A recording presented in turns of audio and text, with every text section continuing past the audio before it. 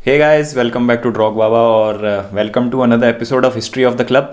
तो पहला एपिसोड हमने किया था, लिंक आपके स्क्रीन पे फ्लैश हो रहा होगा। It was about my favourite football club, Chelsea football club. तो उसके बाद मुझे बहुत अच्छा और पॉजिटिव फीडबैक मिला उस सीरीज़ का एंड आई वाज टोल्ड कि अलग अलग क्लब्स पे किया जाए। The club which I got the most request about was real Madrid. तो मैंने सोचा क्यों ना रियल मैड्रिड पे एक वीडियो बनाया जाए। क्या इस क्लब की हिस्ट्री है, कैसे ये क्लब फॉर्म हुआ था, क्यों ये क्लब इतना ज़्यादा फेमस है, क्या क्या इन्होंने अचीव किया है थ्रू आउट देयर हिस्ट्री, और कौन कौन से बड़े प्लेयर्स और बाकी जो इंटरेस्टिंग फैक्ट्स हैं इस क्लब के बारे में, वो मैं आप लोगों के साथ आज शेयर करना चाहूँगा। तो मैड्रिड में जो फुटबॉल है वो वहाँ के स्टूडेंट्स को इंट्रोड्यूस कराया गया। वहाँ पर एक इंस्टीट्यूट था, फ्री इंस्टीट्यूट ऑफ एजुकेशन, जिसको स्पेनिश में कहते हैं इंस्टीट्यूशन लिब्रे दे एसेनांजा। तो उस इंस्टीट्यूशन में बहुत सारे ऑक्सब्रिज के ग्रेजुएट थे जो कि इंग्लैंड से थे। तो 1897 में उन बच्चों के वजह से एक फुटबॉल क्लब बना मैड्रिड में, और बच्चे जो है वहाँ उस इंस्टीट्यूट के वो फुटबॉल खेलने लगे। 1900 में ये फुटबॉल क्लब दो पार्ट्स में डिवाइड हो गया, न्यू फुटबॉल दे मैड्रिड और मैड्रिड फुटबॉल क्लब। 1900 में जूलियन पलासियोस पहले रिकग्नाइज्ड क्लब के प्रेसिडेंट बने। उसके बाद 6 मार्च 1902 को जब एक नए बोर्ड की फॉर्मेशन हुई तो जुआन पाद्रोस को इलेक्ट किया गया एज प्रेसिडेंट, और मैड्रिड फुटबॉल क्लब जो था वो ऑफिशियल स्टेटस मिल गया उसको, ऑफिशियली वो फाउंड हो गया। और कोपा डेल रे 4 बार लगातार जीता मैड्रिड ने। फर्स्ट 4 कोपा डेल रेज उन्होंने कंसेक्यूटिवली जीते, जो कि उस टाइम स्पेन में सिर्फ एक मात्र रिकग्नाइज्ड टूर्नामेंट था फुटबॉल का नेशन वाइड, तो काफ़ी उसकी अहमियत थी। तो मैड्रिड ने पहले 4 टूर्नामेंट्स वो जीत लिए। फिर 1907 में मैड्रिड एक गेम हार गई। कुछ चर्च के कैथोलिक प्रीस्ट थे रॉयल इंग्लिश कॉलेज के, जो वालादोलिद में मैच हो रहा था, उसमें जो उस टीम में एक फादर थे, फादर एडवर्ड, उन्होंने 5 गोल मारे और 6-2 से मैड्रिड वो मैच हार गई। और सैंटियागो बर्नाबाओ जो फ्यूचर में क्लब के प्रेसिडेंट बने, उन्होंने 1957 में कहा था कि ये मैच था जिसकी वजह से स्पेनिश फुटबॉल बदल गया और हमारा परसेप्शन चेंज हो गया और हमें एक्चुअली में पता चला कि फुटबॉल को है वो कैसे खेलना है। 1912 में रियल मैड्रिड कैंपो दे ओडोनल में मूव कर गई, जो कि उनका ग्राउंड बन गया। उससे पहले वो छोटे मोटे ग्राउंड्स में अपनी फुटबॉल खेलते थे, कोई उनका फिक्स स्टेडियम नहीं था। तो कैंपो दे ओडोनल को उन्होंने अपना होम ग्राउंड बनाया। और 1920 में किंग अल्फोंसो 13, जो कि एक बहुत बड़े फुटबॉल फैन भी थे उस टाइम और किंग थे उस टाइम पे, तो उन्होंने रॉयल का टाइटल दिया मैड्रिड फुटबॉल क्लब को, और स्पेनिश में रॉयल मतलब रियल। तो उस तरीके से रियल मैड्रिड जो है इस फुटबॉल क्लब का वो नाम पड़ गया 1920 में। और उसकी वजह से एक क्राउन भी जो है आप देखते हैं, जब रियल मैड्रिड का जब आप वो देखते हैं लोगो, तो उसके ऊपर एक क्राउन बना होता है। तो वो क्राउन उसी रॉयल्टी को सिग्निफाई करता है जो उनको नाम दिया गया था किंग अल्फोंसो द 13 के द्वारा। अब 1931 में क्या हुआ कि सिविल वॉर छिड़ गई स्पेन में। तो जो भी रॉयल्टी से रिलेटेड चीज़ें थी उनको सबको हटा दिया गया और बहुत सारी चीज़ें डिसरप्ट हो गई स्पेन में। तो रियल मैड्रिड ने अपना नाम भी चेंज करके वापस मैड्रिड फुटबॉल क्लब रख लिया और जो क्राउन है उसको भी हटा दिया। हैंस जो बैच था वो भी उनका चेंज हो गया और 1939 तक सारी एक्टिविटी स्टॉप हो गई थी थ्रू आउट द कंट्री, और उसकी वजह से फुटबॉल भी बंद हो गया था। तो मैड्रिड फुटबॉल क्लब भी कहीं ना कहीं खो गया था इस सब में, और मतलब किसी को याद भी नहीं था कि इस नाम का कोई क्लब एग्जिस्ट भी करता है। अब आते हैं जब सिविल वॉर ख़त्म हुआ उसके बाद, तो 1945 में जब सैंटियागो बर्नाबाओ आए क्लब के प्रेसिडेंट बनने, तो उन्होंने बहुत अच्छा काम किया। और रियल मैड्रिड जो आज एक सुपर पावर है फुटबॉल में, उसका बहुत ज़्यादा श्रेय सैंटियागो बर्नाबाओ को जाना चाहिए, क्योंकि उन्होंने बहुत अच्छा काम किया था। सैंटियागो बर्नाबाओ प्रेसिडेंट बनने से पहले क्लब के काफ़ी एक्टिव मेंबर थे, वो क्लब के कैप्टन भी थे, फर्स्ट टीम मैनेजर भी थे, और भी बहुत तरीके से वो क्लब से जुड़े हुए थे प्रेसिडेंट बनने से पहले। तो जब वो प्रेसिडेंट बने तो उनका सबसे पहला काम था क्लब को रीबिल्ड करना। उसकी शुरुआत हुई 1947 में। उन्होंने नया स्टेडियम बनाया जिसका नाम था न्यूवो एस्टाडियो चामार्टिन, मतलब न्यू चामार्टिन स्टेडियम। और उस टाइम के हिसाब से बहुत एक अच्छा वर्ल्ड क्लास स्टेडियम था। ऑलमोस्ट 1.25 लाख लोगों की कैपेसिटी थी उस टाइम, जो कि बहुत एक अमेजिंग बात थी 1945 के हिसाब से। उसके बाद वो stadium year on year renovate होता रहा। 1957 में पहली बार फ्लड लाइट्स का इस्तेमाल किया गया किसी एक फुटबॉल मैच को खेलने के लिए, और मतलब one of the first use of flood lights था वो। और उस टाइम बहुत बड़ी बात थी कि रात के मैचेस भी अब जो ऑडियंस थी वो देख सकते हैं। तो जो रात के मैचेस होते हैं उसका हम कुछ कुछ श्रेय दे सकते हैं सैंटियागो बर्नाबाओ को, जिन्होंने एक रेवोल्यूशन लाया। और 1955 में, क्योंकि उस टाइम तक बहुत अच्छा काम कर चुके थे, जिसकी बात हम करेंगे अभी, सैंटियागो बर्नाबाओ की जो नूवो स्टाडियो चामार्टिन स्टेडियम है उसका नाम बदल के एस्टाडियो दे सैंटियागो बर्नाबाओ रख दिया गया, यानी सैंटियागो बर्नाबाओ स्टेडियम, जिसको आज भी हम उसी नाम से जानते हैं। मिगेल माल्मो नाम के एक एमेचर प्लेयर के साथ 1950 में सैंटियागो बर्नाबाओ ने रियल मैड्रिड की एक एकेडमी को स्थापित किया जिसका नाम था कंटेरा, जिसको आज हम ला फैब्रिका के नाम से भी जानते हैं, जो कि रियल मैड्रिड की यूथ एकेडमी है। और 1953 से फिर बर्नाबाओ ने जब क्लब को स्टेबल कर दिया, सारी चीज़ें सॉर्ट कर दी, उसके बाद सिलसिला चालू हुआ सुपरस्टार्स को साइन करने का, जिसमें अगर हम देखें तो बहुत बड़े बड़े प्लेयर्स जैसे Alfredo di Stefano, Ferenc Puskas, Francisco Gento, Hector Rial, Raymond Kopa, Jose Santamaria, Miguel Munoz, Amancio Santillana, और द लिस्ट इज एंडलेस। मतलब उस टाइम भी जो जितने भी बड़े बड़े प्लेयर्स थे रियल मैड्रिड ने सबको साइन करने की कोशिश करी और उसमें सक्सेसफुल भी रहे। यही सैंटियागो बर्नाबाओ की लीडरशिप थी जिसके अंदर रियल मैड्रिड जो है एक यूरोपियन क्लब फुटबॉल का और ग्लोबल क्लब फुटबॉल का बादशाह बन गया। 33 साल तक, जब तक वो unfortunately he passed away in 1978, 33 साल तक वो क्लब के प्रेसिडेंट थे। और उस टेन्योर में रियल मैड्रिड ने एक Intercontinental Cup, 6 Champions League, 16 La Liga titles और 6 स्पेनिश कप्स जीते, जो कि अमेजिंग अचीवमेंट है।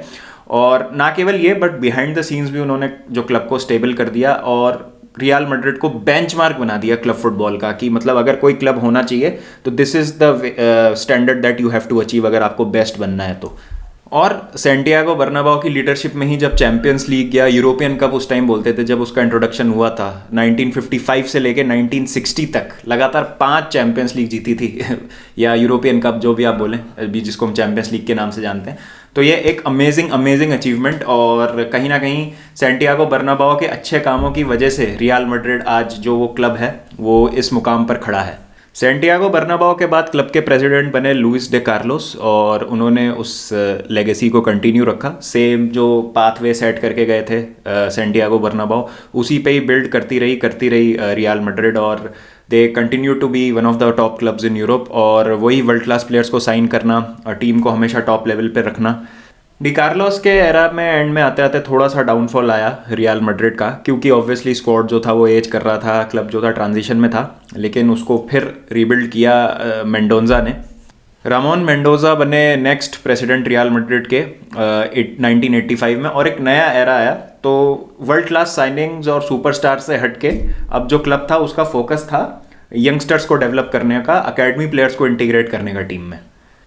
1980s में स्पेनिश मीडिया ने इस टीम को एक नया नाम दिया जिसका नाम था क्वेंटा डेल बूत्रे। तो उसका मतलब था कि एमिलियो बुत्रागिएनो, जो कि एक लेजेंड माने जाते हैं रियल मैड्रिड के, वो जब क्लब में आए तो उन्हीं के जैसे 4 प्लेयर और थे। तो ये 5 लोगों का एक ग्रुप था जिसको कहते हैं द वल्चर्स कोहॉर्ट। वल्चर थे एमिलियो बुत्रागिएनो, मतलब ये 5 लोगों का ग्रुप था जिसमें एमिलियो बुत्रागिएनो लीडर थे, और बाकी 4 मेंबर थे बनोलो सैंचेज, मार्टिन वास्कुएज, मिकेल और मिगेल पारदेसा। इन 5 ने मिलकर एक कोर बनाया रियल मैड्रिड टीम का, और ये यंगस्टर्स थे जिनको प्रमोट किया गया था, और इन्होंने दिखाई कि सक्सेस फिर क्या होती है एमिलियो बुत्रागिएनो के अराउंड खेलते हुए। तो ये एरा भी काफ़ी सक्सेसफुल रहा रियल मैड्रिड के लिए। 2 बार यूएफए कप जीते वो, 5 लगातार ला लीगा जीते, लेकिन एक जो उनके रिकॉर्ड पे ब्लेमिश रह गया वो था यूरोपियन कप को ना जीत पाना, क्योंकि एसी मिलान की जो टीम थी वो बहुत ज़्यादा सुपीरियर हो चुकी थी 1980s में। तो कहीं ना कहीं मैड्रिड सक्सेसफुल नहीं हो पाई वो एसी मिलान टीम को हराने में, लेकिन all in all it was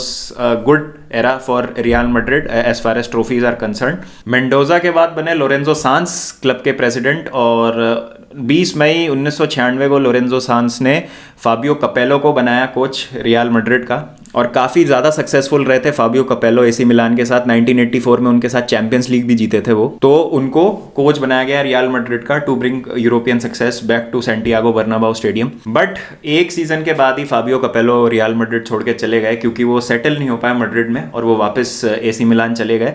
Fabio कपेलो के बाद आए यप हाइंकिस। जी हाँ, यप हाइंकिस, जिन्होंने बायर्न म्यूनिख को 2013 में ट्रेबल जिताया था, काफ़ी फेमस कोच।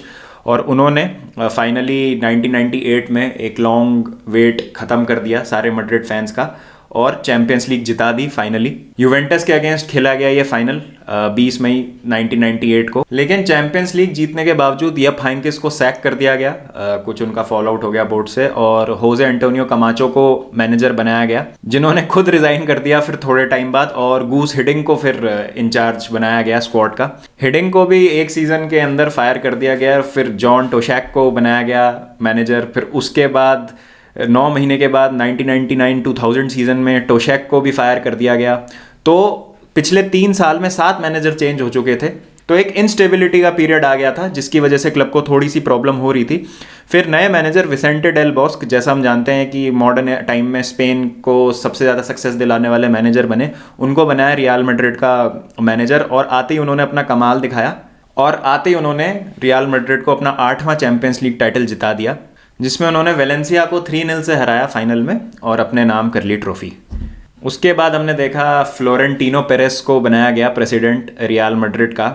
पेरेस की पॉपुलैरिटी एकदम से तब बढ़ गई जब उन्होंने इम्पॉसिबल करके दिखाया और बार्सिलोना से लुइस फिगो को छीन के दिखा दिया। बार्सिलोना के कैप्टन थे उस टाइम लुइस फिगो, और इम्पॉसिबल था बार्सिलोना छोड़ के जाएंगे लुइस फिगो। लुइस फिगो ने 1 हफ्ते पहले बोला था एक इंटरव्यू में कि कुछ भी हो जाए मैं बार्सिलोना छोड़ के नहीं जाऊंगा। उसके बावजूद फ्लोरेंटिनो पेरेस ने इम्पॉसिबल कर दिया and he got Luis Figo to Real Madrid, जो कि उस टाइम पे बार्सिलोना फैंस को बहुत गुस्सा आया था। और एक एल क्लासिको में तो एक सुअर का कटा हुआ सर भी फेंका था जब वो कॉर्नर लेने गए थे कॉर्नर फ्लैग के पास। उसकी एक अलग कहानी है, किसी और वीडियो में बात करेंगे उसकी। तो इस वजह से उनकी पॉपुलैरिटी एकदम राइज कर गई और इसलिए वो रियल मैड्रिड की प्रेसिडेंसी का इलेक्शन भी जीत गए। और गैलेक्टिकोस शब्द से हमारा जो है इंट्रोडक्शन होता है। गैलेक्टिकोस शब्द कुछ सैंटियागो बर्नाबाओ की फिलॉसफी से रिलेटेड था कि getting all the superstars, all the world class player football की दुनिया में प्रेजेंट हैं। उसी मॉडल पे काम करने की कोशिश करी फ्लोरेंटिनो पेरेस ने, और 2000 की समर ट्रांसफर विंडो में Claude Makelele, Albert Celades, Conceicao, Sanchez, Pedro Munitis, Santiago Solari, तो बहुत ही अप एंड डाउन और हॉट एंड कोल्ड रहा फ्लोरेंटिनो का पहला जो टेन्योर था रियल मैड्रिड का प्रेसिडेंट के तौर पे। ऑल्दो 2002 की चैंपियंस लीग वो जीते बायर लेवरक्यूसन को हरा के फाइनल में, और इस बीच हमने देखा कि बहुत सारे बड़े बड़े प्लेयर्स जो हैं वो साइन किए रियल मैड्रिड ने। Zinedine Zidane, Ronaldo, David Beckham, Ivan Helguera, Fernando Hierro, तो ये इस तरीके के काफ़ी सारे प्लेयर्स आए रियल मैड्रिड में, लेकिन वो उस लेवल की सक्सेस अचीव नहीं कर पाए जो कि फैंस ने समझा था कि ये एक वर्ल्ड बीटर टीम होगी and it could be the best ever team in the history of Spanish football. But ऐसा हुआ नहीं और एक अंडरवेलमिंग रहा उनका टाइम। और रोनाल्डो, जैसा हम जानते हैं कि उन्होंने अपने लाइफ में कभी चैंपियंस लीग नहीं जीती और वो उस रियल मैड्रिड टीम के साथ भी चैंपियंस लीग नहीं जीत पाए, तो काफ़ी इंतज़ार करना पड़ा फिर रियल मैड्रिड को 2002 के बाद सीधा 2014 में, अभी उसकी भी बात करेंगे हम। बट जिस तरीके की सक्सेस एक्सपेक्ट कर रहे थे रियल मैड्रिड के फैंस, वो उनको मिली नहीं और कहीं ना कहीं डिसअपॉइंटिंग रहा फ्लोरेंटिनो पेरेस का पहला जो स्पेल था एज रियल मैड्रिड प्रेसिडेंट। 2006 से लेकर 2009 तक रामोन काल्देरोन बने प्रेसिडेंट रियल मैड्रिड के। उस टाइम में भी ज़्यादा कुछ अचीव कर नहीं पाई रियल मैड्रिड। यूरोपियन फुटबॉल से बिल्कुल गायब सी हो गई थी। जो उन्होंने साइनिंग्स करी थी, Wesley Sneijder, Rafael van der Vaart, Arjen Robben, इस टाइम में वो कोई भी वर्क नहीं किया उनके लिए, और जिस तरीके की सक्सेस चाहिए थी वो उनको मिल नहीं पाई। और सिर्फ एक लीग टाइटल जीता उन्होंने इस दौरान, क्योंकि जहां रियल मैड्रिड स्पेनिश फुटबॉल में थोड़ा सा स्ट्रगल कर रही थी, वहीं बार्सिलोना का हमको राइज देखने को मिल रहा था। दूसरी तरफ रोनाल्डिनियो की बार्सिलोना, फिर पेप ग्वार्डियोला की एंट्री हो गई थी पूरे कोचिंग सीन में, तो काफ़ी अच्छा यहाँ पर एक कंपटीशन जो है वो डेवलप हो गया था। उसके बाद 2009 में फिर से प्रेसिडेंट बने फ्लोरेंटिनो पेरेस, और अभी तक वही प्रेसिडेंट है। और फिर हमने देखा कि लास्ट डेकेड में उन्होंने क्या किया। उन्होंने सबसे पहला काम किया, आते क्रिस्टियानो रोनाल्डो को रिकॉर्ड फी में साइन किया मैनचेस्टर यूनाइटेड से। फिर उसी विंडो में उन्होंने काका और बेंजीमा को भी साइन किया। बेंजीमा अभी तक टॉप फॉर्म में चल रहे हैं, मतलब आप देख सकते हैं कितनी ज़्यादा फोरसाइट थी। और Cristiano Ronaldo went on to become one of the greatest players ever for Real Madrid. अगर आप उनके गोल स्कोरिंग रिकॉर्ड्स देखें तो it is nothing short of magical.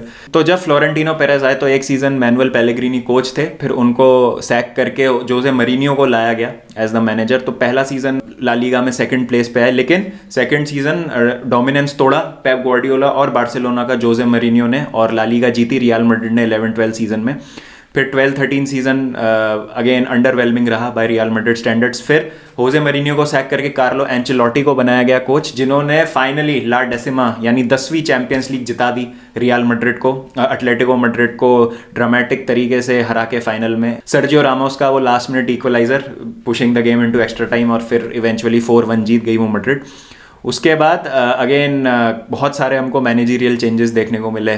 Carlo Ancelotti के बाद राफा बेनिटेज आए, फिर उनको सैक कर दिया गया। फिर जिनेडिन जिडान ने कमान संभाली रियल मैड्रिड की, और फिर हमने देखा कि उन्होंने क्या अमेजिंग चीज़ करके दिखाई।